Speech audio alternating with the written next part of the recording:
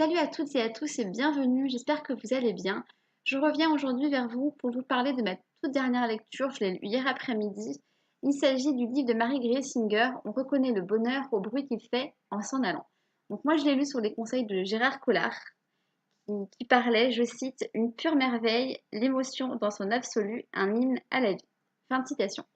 Voilà, donc pour que Gérard Collard dise ça, je me suis dit, je fonce, je l'achète, je le lis, c'est chose faite et je vous en parle. Donc, dans ce livre, l'auteur nous parle en fait de la maladie dont son père est atteint.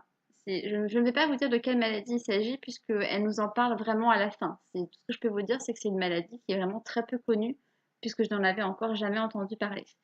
Donc, c'est raconté au travers d'un journal. Donc, on a des retours dans le passé sur son père avant qu'il rencontre sa mère, au moment où il l'a rencontrée, des souvenirs d'enfance qu'elle peut avoir, mais aussi tous les passages très compliqués où ils apprennent sa maladie, où ils voient sa déchéance.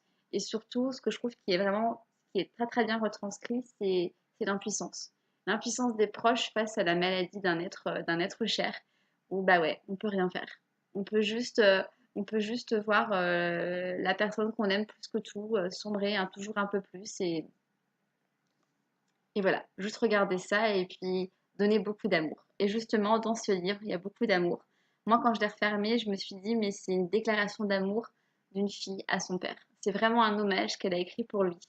Et elle a de quoi être fière de ça, vraiment. Voilà, je vous en dirai pas plus sur l'histoire.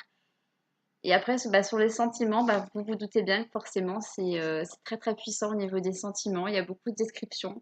Elle nous parle aussi de sa mère et de l'amour incommensurable qu'elle peut avoir pour son papa, puisque elle reste avec lui tout le temps, dans toutes les étapes, tout le temps. Elle est tout le temps là, elle ne veut pas l'abandonner. Et ça aussi, c'est beau, c'est très beau. Donc voilà, je ne peux que vous inciter à le découvrir.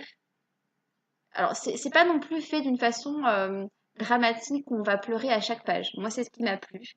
C'est même si par moments ça me prenait au trip, bon, pour des raisons plus personnelles, mais ça me prenait au trip, j'ai pas pleuré. Mais voilà, les émotions sont quand même là et je trouve que c'est bien. Elle en a pas fait un drame, un gros drame.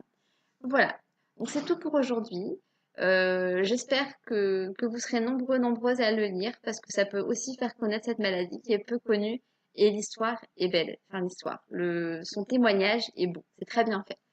Voilà. Et bien, je vous dis donc à bientôt pour une nouvelle vidéo. Normalement, je reviens la prochaine fois avec le tricycle rouge et je vous invite à vous abonner à ma chaîne si le cœur vous en dit. Salut!